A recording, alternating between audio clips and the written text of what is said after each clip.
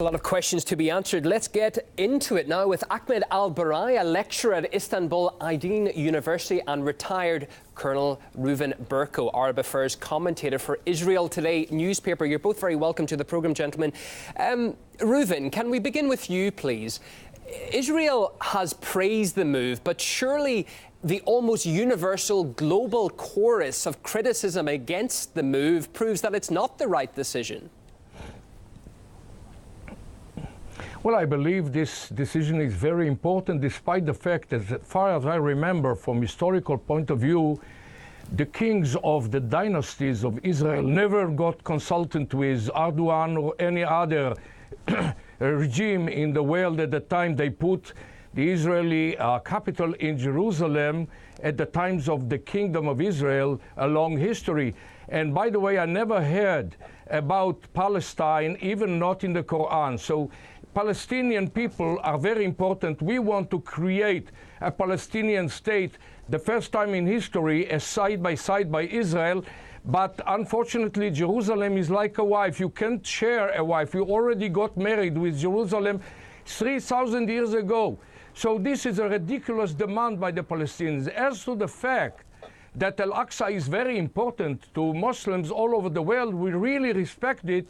And by the time Muslims are exploding mosques all over the Islamic area here in the Middle East, Al-Aqsa Mosque is the most guaranteed place, very safe, very secured, and everybody can make his worship there.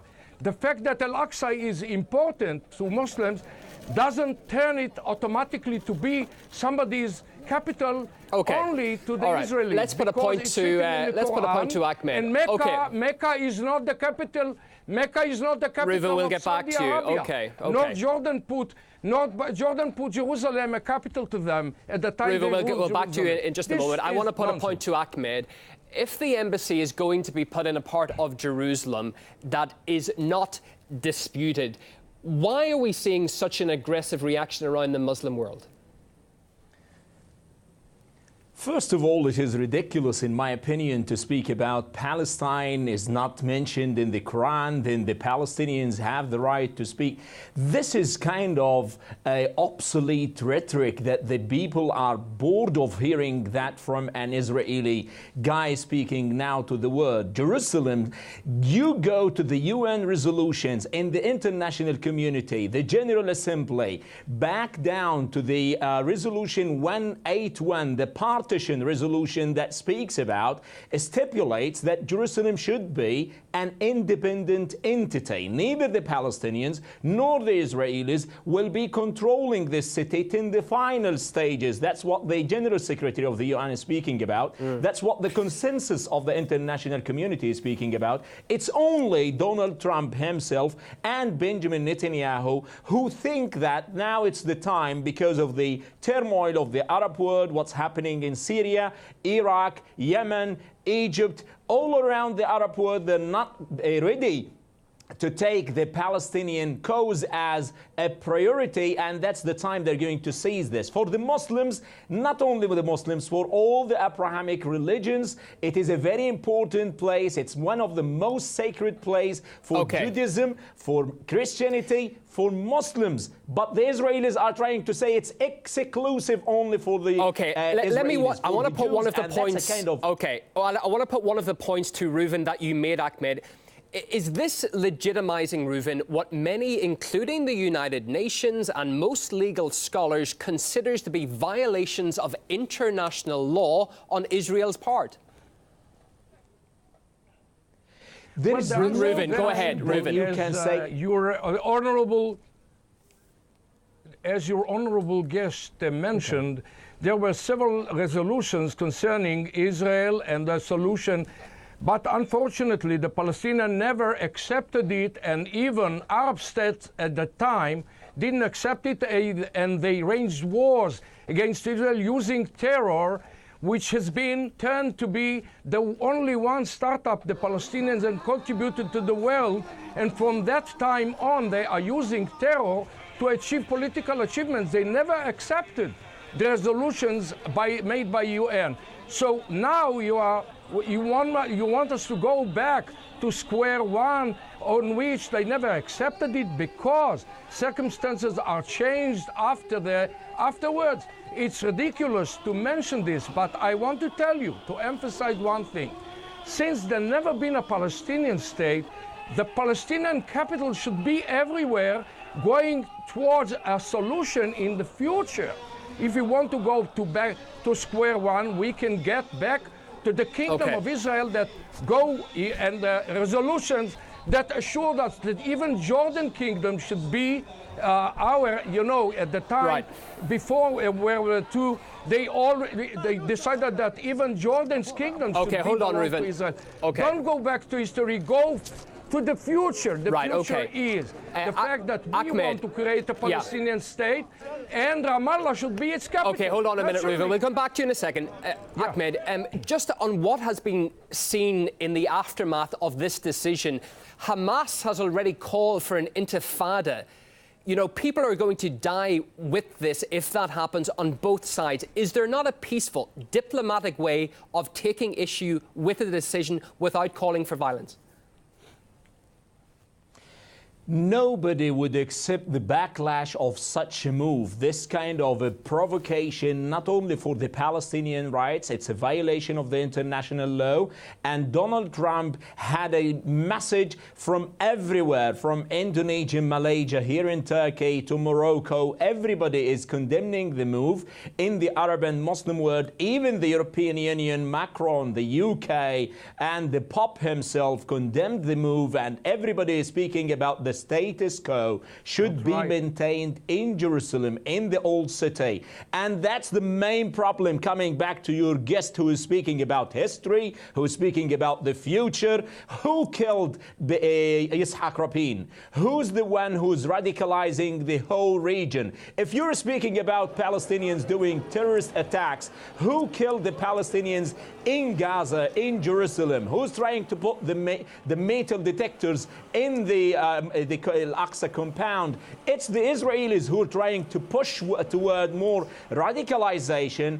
The Palestinians have the full right to resist peacefully against what's happening in their own land. They have the right to be in East Jerusalem according to the international community resolutions. Okay, we can get bogged down with saying who killed who in this situation. I think we can all agree that it's a horrific last number of decades in the region. But Reuven, given the backlash that Israel will now face from its neighbours, is allowing the US embassy to relocate to Israel, to Jerusalem, more trouble than it's actually worth? Because we saw Tel Aviv being the de facto capital.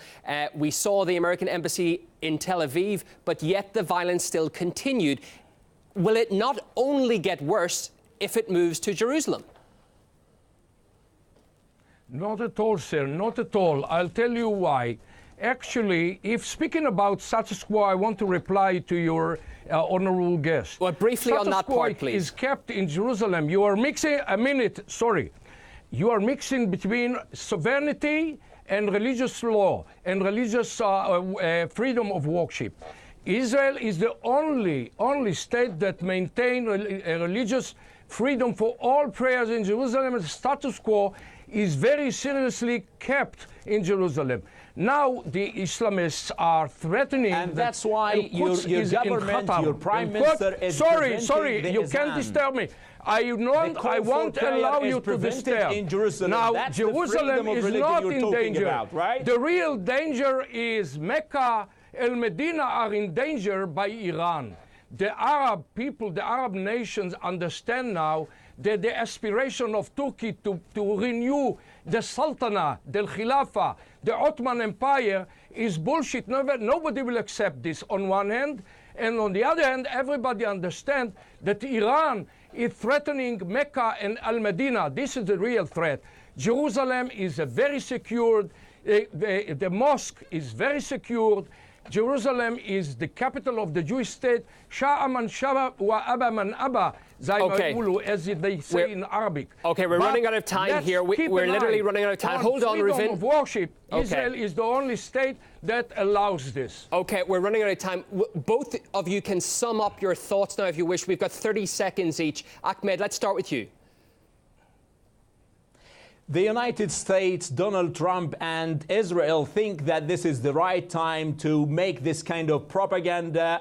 Iran is the only monster who has expansionist policy in the region. That's why the Sunni countries represented by Not Saudi only, Arabia, Egypt, other Turkey moderate is a monster. countries should Take be care, fighting sir. against Iran. But on the other hand, Israel does have the hegemony, does have a kind of colonial mentality that is going on violating, it's a rogue state, violating all the international laws and not respecting any of the international community calls. This is going to have serious repercussions. This is going to have a backlash. It's going to backfire, alienate the Israelis and the Americans as an impartial broker to peace process. They're no more. Reuven, we've got 15 seconds. We expect other Ahmed, thank you. international Reuven, we have community 15 to seconds. Allow me to reply. Go ahead, we have 15 seconds. Sir, I would finish my idea in emphasizing that Al Quran Al Kareem gives this promised blessed land to the sons of Israel. Those who fight this God's will will never Try succeed. to memorize more verses of the الآيات Quran. Try to learn more الكريمة Arabic. وأورثنا القوم الذين كانوا يستضعفون Nobody would مشارق الأرض listen to ومغاربها. this. Nobody. Everybody says الأرض المباركة بيت المقدس وأكناف بيت المقدس. This is the land of the Israelis, including Jerusalem. Nobody can object it. This is the Lord's will. This is just history. a pipe This dream. is religious. This will never monotheistic last. You cannot religion survive believe in with this. these kind of gentlemen, we have to wrap it up there. People need to coexist. People need to find solutions. Ahmed Al-Barai, lecturer at Istanbul Aydin University, and Reuven Berko, Arab Affairs commentator for Israel Today newspaper. Thanks both of you for coming on the programme.